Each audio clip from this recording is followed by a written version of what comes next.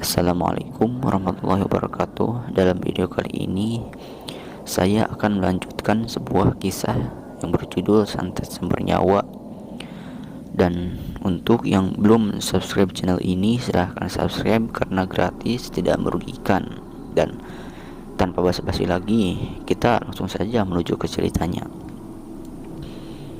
Tiga saudara kembali berkumpul dan saling berpegangan tangan. Kembali sebuah lingkaran dari cai kahuripan melingkari di sekeliling mereka. Ini dilakukan sebagai sebuah bentuk ikhtiar untuk memagari mereka dari serangan Nyai Ageng dan Buyut Ireng yang menjadi suaminya.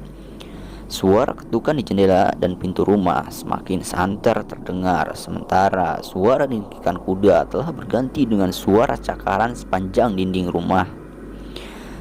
Cerak, suara cakaran yang membuat ngilu gendang telinga, konsentrasi dan fokus.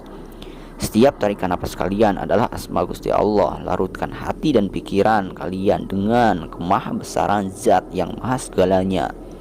Tidak ada sesuatu pun yang terjadi di dunia ini tanpa kudrat dan iradat Gusti Allah. Bahkan kematian kita sekalipun sudah tertulis jauh sebelum kita lahir ke dunia. Yakinlah bahwa semua yang terjadi atas kehendaknya. Ujarku mencoba untuk membangkitkan semangat tiga saudara yang terlihat mulai memudar. Dar, sebuah ledakan yang begitu keras terdengar membahana. Tiga saudara terlonjak kaget lalu rubuh dengan memegangi leher mereka masing-masing. Tubuhnya kelojotan dan menggelepar seperti ayam yang disembelih. Cemani hitam, ujarku berseru, sangat mengenali reaksi dari tiga saudara yang menggelepar dan kelojotan seraya memegangi lehernya. Cemani hitam adalah sebuah ritual dari salah satu proses untuk mengirim santet yang pasti Nyai Ageng dan Buyut Ireng mungkin saja tengah meneteskan darah ayam cemani yang disembelih di atas foto tiga saudara, yang pada akhirnya mereka bertiga akan merasakan dampak rasa sakit. Bahkan yang lebih kejam lagi, ayam-ayam itu tidak disembelih tapi digigit hidup-hidup hingga ayam cemani hitam mati dengan leher terputus akibat dari gigitan. Dan aku yakin bahwa pelakunya bukan hanya sepasang dukun itu, tapi ada orang lain yang terlibat untuk memutuskan leher ayam cemani dengan gigitan. Lawan rasa sakitmu dan jangan ikuti yang telah membisiki kalian hingga kalian berlaku seperti ini, ujarku seraya memijit jempol kaki tiga saudara dengan bergantian. Perlahan-lahan kesadaran mereka berangsur pulih dengan bekas cekikan tangan mereka sendiri di leher. Kang, kami sudah lelah, kami capek kalau harus seperti ini, yang entah sampai kapan seperti ini, ujar Irwan mewakili dua saudarinya. Jika kalian lelah, capek dan putus asa, satu hal yang harus kalian ingat, ibumu dan saudara kalian Dadang di alam sana akan sangat sedih melihat kalian putus asa dan menyerah. Dan jika kalian ingin menyerah, tidak perlu lagi diteruskan. Akang sendiri besok pagi akan secepatnya meninggalkan rumah ini. Akang mempertaruhkan nyawa buat kalian selama ini. Dan sekarang saat kita akan memulai satu babak baru untuk menyelesaikan masalah ini. Kalian akan menyerah. Itu hak kalian dan Akang pun punya hak untuk meninggalkan kalian, ujarku panjang. Bukan begitu Kang, maksudnya semua terjadi secara spontan akibat tekanan yang kami rasakan, kilah Irwan. Sari masih ingin hidup. Satu hal yang ingin Sari ketahui, siapa sebenarnya dalang dari semua ini, Akang? Jangan pergi dan tinggalkan kami ya Kang, lirih suara Sari memelas. Jika ingin tahu siapa dalang dari semua ini, lawan semua rasa sakit, busungkan dada dan tegap berdiri. Katakan pada hati dan diri kalian sendiri, aku tidak apa-apa. Sebuah candaan diakhiri bicaraku yang membuat tiga saudara tersenyum. Irwan, Neti, dan Sari kembali duduk. Dua kali pagar gaib yang kubuat mampu dijebol oleh sepasang dukun itu. Hal itu sudah menjadi tolak ukur Akang kemampuan dua dukun itu untuk ketiga kalinya buat memegari mereka dengan 4 asma kurung. Tentu saja hal ini adalah pertama kalinya bagiku memagari dengan asma kurung. Yang terima atau tidak terima, serangan berikutnya akan sedikit banyak aku rasakan. Dengan ujung jari, coretan-coretan asma kurung tertulis di punggung 3 saudara. Setelah itu, ujung jariku dicelupkan ke dalam cai kehuripan yang kutuang dalam gelas. Sesaat kemudian, sebuah lingkaran yang cukup besar mengelilingi kami berempat, dan aku memutuskan untuk berada dalam lingkaran 4 asma kurung bersama mereka. Setelah sekian lama menunggu dalam lingkaran 4 asma kurung, satu angin yang berbentuk pusaran berputar menerbangkan daun-daun juga genting-genting atap rumah yang berjatuhan. Neti dan Sari menjerit histeris saat bangunan rumah bergetar hebat laksana sebuah gempa yang melanda. Pernik-pernik perabotan berjatuhan, begitu juga hiasan kaligrafi yang ikut jatuh dan tertelungkup di mata mereka. Dan yang mereka rasakan adalah gempa dan angin puting beliung. Tapi tidak dengan penglihatanku yang melihat terbangnya satu kilatan cahaya yang berwarna ungu dan gumpalan asap hitam yang terus membumbung dan membentuk satu wujud harimau hitam. Maung hideng, jongring saloka, seruku saat mengenali senjata tongkat hitam milik Nyai Ageng dan keris panjang dengan nama Jongring Saloka yang melesat datang untuk menyerang. Kita lewati malam ini sampai terdengar suara azan. Insyaallah kita selamat. Neti baca sholawat, Irwan jangan putus ayat kursi, dan Sari terus kumandangkan azan, ujarku sambil merapal Rajah Karomah Wali dan menuliskannya di udara yang hampa. Des blar, 2 senjata maut sepasang dukun santet menghantam perisai raga yang mengelilingi, dan 2 senjata itu kembali melesat jauh tinggi ke atas, kemudian kembali menyelurup dari arah atas kepala. Keris Jongring Saloka yang diselimuti warna ungu berbenturan dengan Rajah 4 asma kurung yang sama-sama berwarna ungu, sementara tongkat hitam buyut ireng menghantam benteng Rajah Karomah. 4 tubuh yang berlindung di balik lingkaran raja merasakan sebuah getaran yang hebat hingga keempat tubuh seakan menggigil, dan keempat tubuh terkapar seiring suara azan bergema dan saling bersahutan.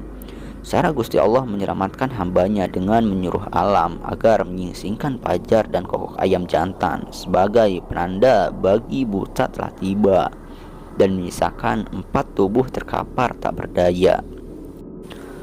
Hangat matahari yang menerobos lubang angin rumah megah itu menyapa dengan hangatnya menerpa 4 raga yang terkapar sedari malam.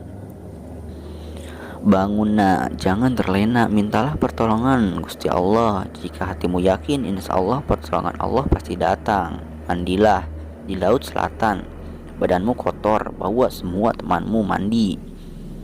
Satu sosok suara yang begitu akrab terdengar dan membangunkanku. Kiai, teriakku lantang dan langsung duduk. Sesaat aku hanya diam, pandangan mata mengitari sekeliling 3 saudara yang masih terkapar dengan noda darah yang terlihat masih basah di sudut bibir ketiga saudara. Alhamdulillah, mereka hanya pingsan, batinku sambil beranjak untuk mencari minyak kayu putih dan mengoleskan hidung mereka. Gerakan tanganku memijit satu titik di bagian leher belakang, berusaha untuk menyadarkan mereka, dan beberapa saat kemudian ketiganya siuman. Setelah kesadaran mereka pulih, dan tanpa membuang waktu, kami berempat segera meninggalkan rumah itu untuk menuju pesisir laut selatan. Kita harus cepat dan berusaha hari ini juga bisa pulang pergi, jangan sampai kemalaman, apalagi nginap di jalan, ujarku membuka pembicaraan. Iya Kang, jawab Irwan sambil menekan pedal gas mobil. Di pesisir pantai laut selatan, ketika matahari tepat di atas kepala, 4 raga menyemburkan diri dan berendam untuk beberapa saat. untuk melepas semua kotoran, yaitu energi negatif yang menempel seusai pertarungan malam itu. Selepas Isya, mobil kembali memasuki pekarangan rumah. Terlihat di kursi tamu teras depan, Arpani dan istrinya berdiri saat melihat mobil memasuki pekarangan. Sebelum bersalaman dengan om serta tante kalian dan sebelum menginjak teras rumah, jangan lupa membaca surah penjagaan dan ayat kursi, ujarku mengingatkan. Emang kenapa dengan om dan tante, Kang? Tanya Neti. Om dan tante berada di teras, sementara sekitar rumah sudah banyak makhluk tak kasat mata yang menunggu kita. Dan tidak ada masalah dengan om dan tante kalian. Terangku menyembunyikan sesuatu tentang om dan tante mereka. Tak lama kemudian, setelah bersalaman, mereka semua masuk dalam rumah, sementara aku duduk di luar sambil menatap ke atas atap rumah, di mana satu sosok bertelanjang dada dengan rambutnya yang panjang dibiarkan dimainkan angin. Buyut ireng, batinku menyebut sosok laki-laki bertelanjang dada yang tangan kanannya menggenggam sebatang keris yang cukup panjang. Suara tawa mengekeh terdengar santer dari arah pohon mahoni belakang rumah. Celaka, sepasang dukun itu telah menunggu. Batinku seraya melangkah memasuki rumah. Sepertinya kedatangan Arpani malam ini seperti sudah terencana dan mencoba untuk memisahkan kami berempat. Hal ini tidak bisa dibiarkan karena sangat beresiko untuk keselamatan tiga saudara. Mohon maaf Arpani, saat ini kami ada keperluan. Jika tidak keberatan, bagaimana kalau silaturahmi dan ngobrol-ngobrolnya diteruskan besok? Ujarku dengan cara halus meminta Arpani dan istrinya untuk pulang.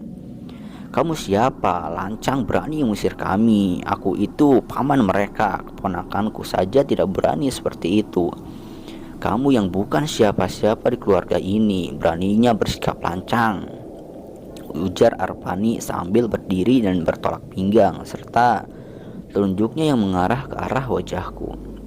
Sekali lagi saya mohon maaf. Seperti yang Bapak ketahui bahwa keluarga ini berada dalam cengkraman sihir dan tidak sedikit orang-orang yang berkompeten di bidang ini yang Bapak rekomendasikan untuk mengobati mereka, jawabku.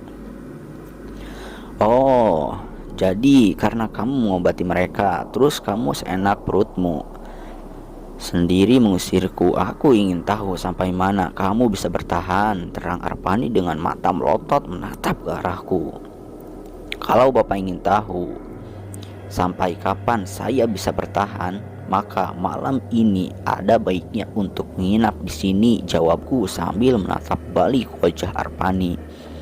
Memangnya kalau aku tidur di sini ada pengaruhnya buat kamu, balas Arpani. Jawabannya hanya dua, kalau kami yang jadi korban dan dari santet dukun itu. Setidaknya Bapak bisa mengurus dan mengetahui jasad kami. Tapi kalau Allah berkehendak, terus itu akan berbalik pada pengirimnya.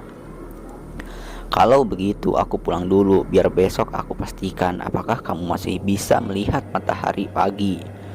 Manusia lancang, bentak Arpani sambil balikan badan diikuti oleh istrinya.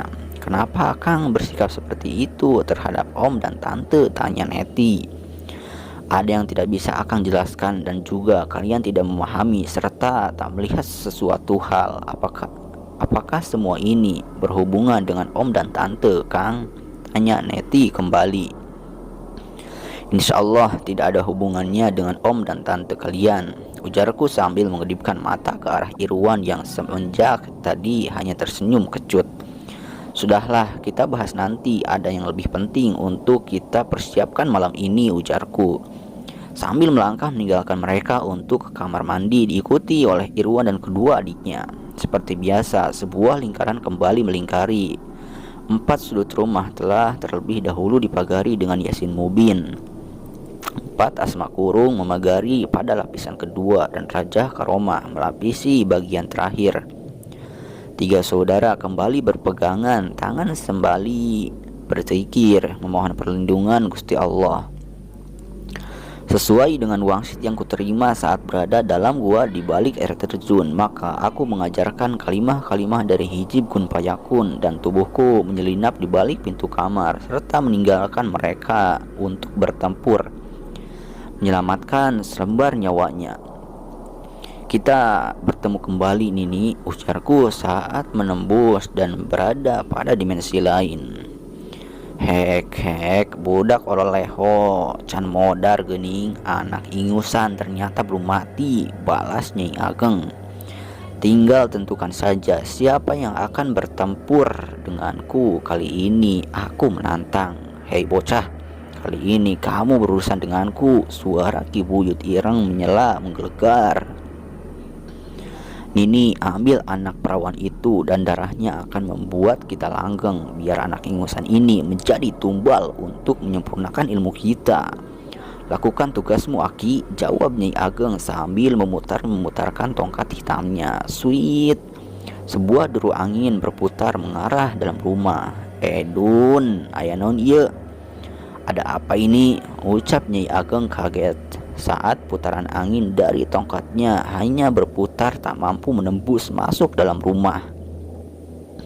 Kurang ajar, bentak Nyai Ageng seraya melemparkan tongkat hitam yang kemudian berubah menjadi asap hitam yang bergulung dan langsung melesat untuk kembali menembus pagar goib.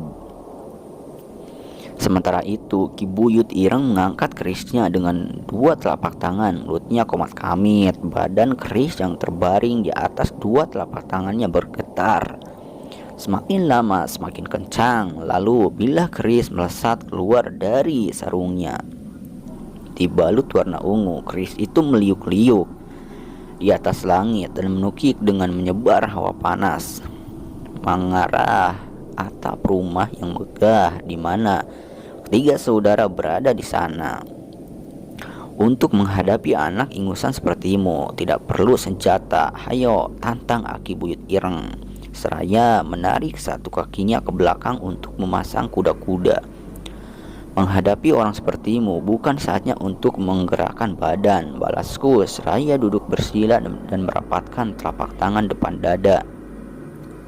Blar, dem, suara dentuman dahsyat terdengar memecah konsentrasiku.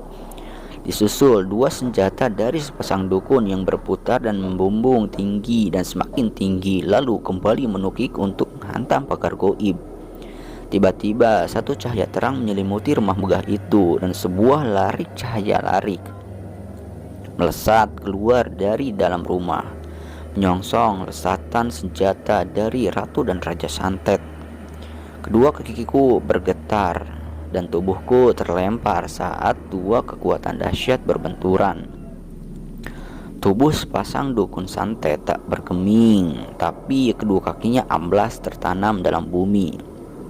Ya Allah, lindungi, selamatkan mereka, doaku saat melihat dua kaki sepasang dukun santet yang tertanam. Dua dukun sakti yang sudah malang melintang amblas dua kakinya. Lantas bagaimana nasib tiga saudara? Terjadinya benturan yang dahsyat dan terbenamnya dua kaki dukun sakti itu menyisakan pertanyaan dalam hatiku yang terus berkecamuk dan khawatir. Dengan nasib tiga saudara, rasa cemas sebagai manusia adalah sebuah sifat manusiawi.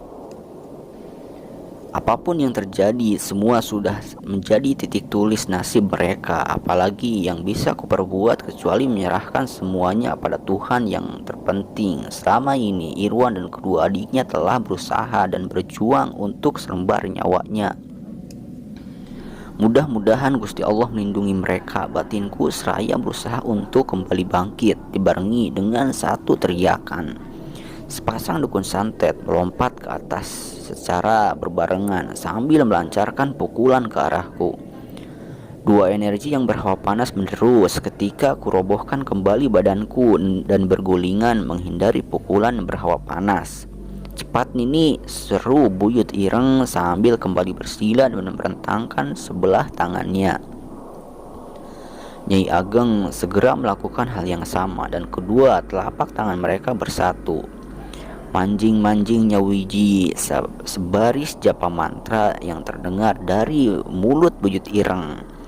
Dua tubuh yang sama-sama bersila dengan salah satu telapak tangan yang saling menempel mengeluarkan dua cahaya yang berbeda.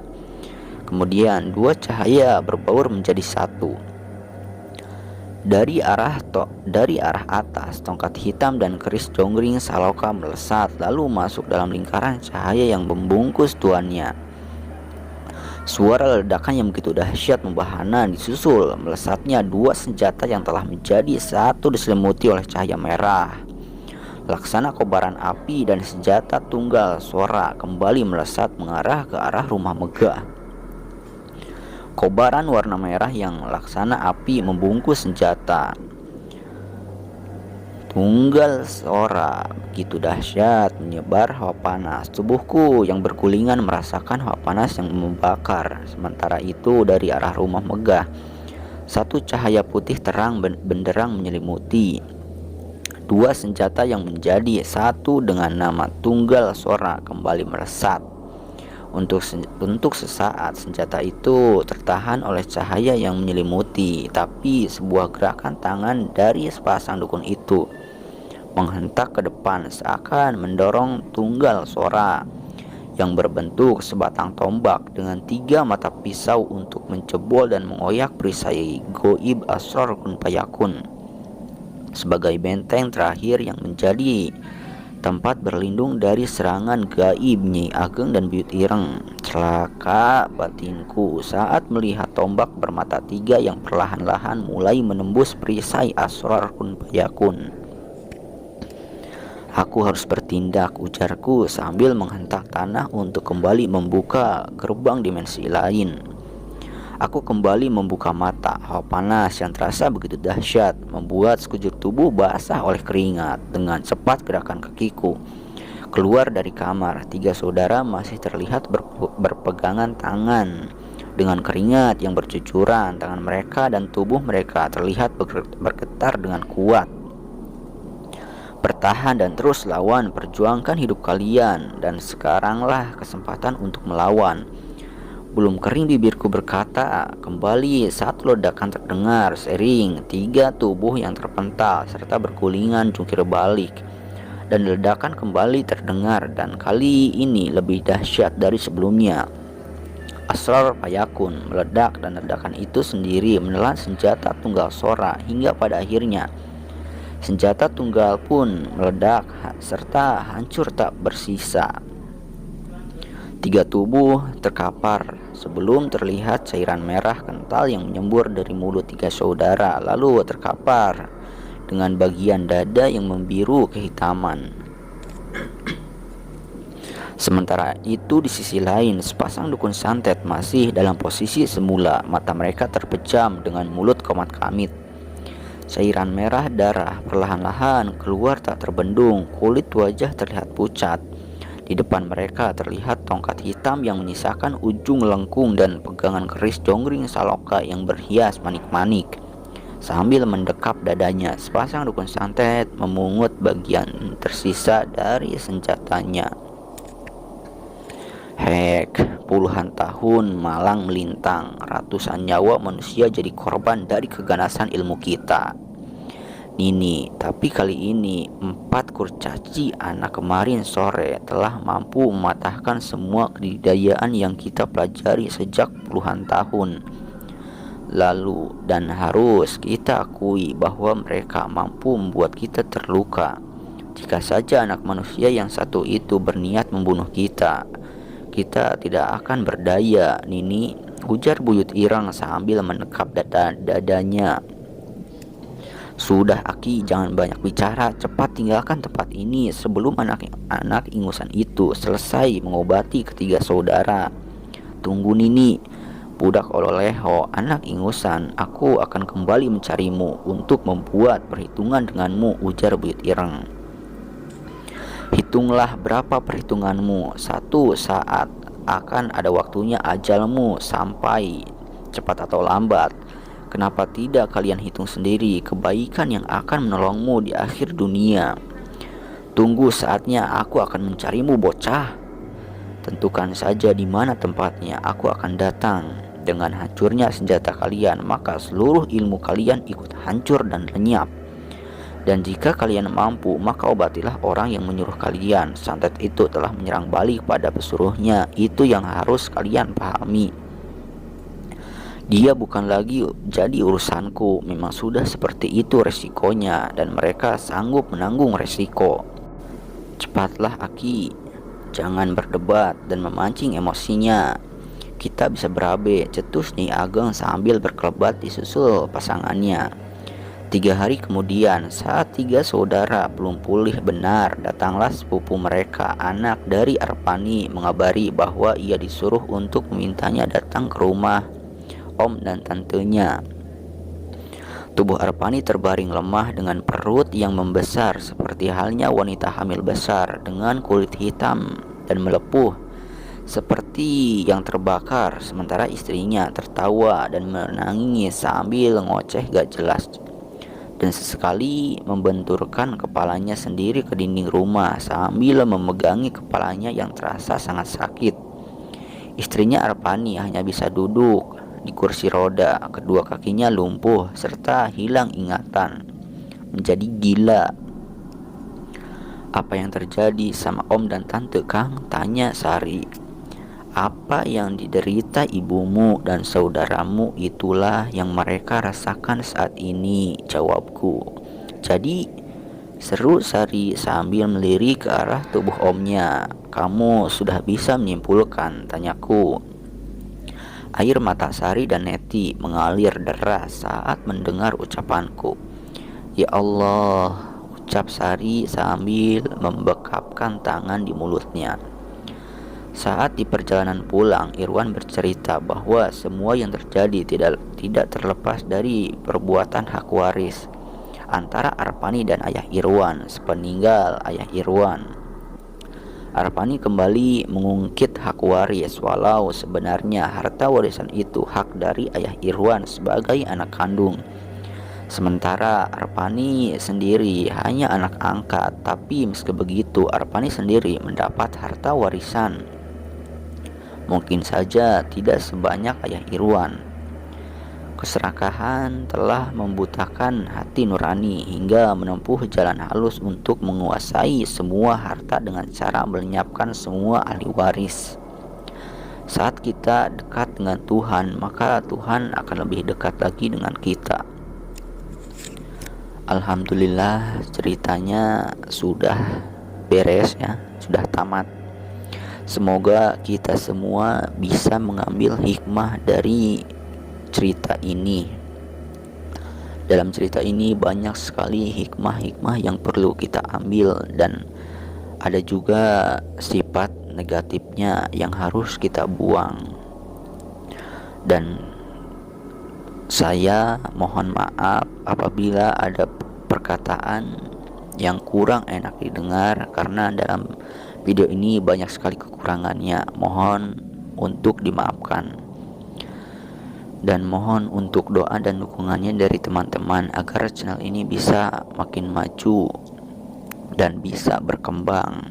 Amin. Sekian dari saya. Wassalamualaikum warahmatullahi wabarakatuh.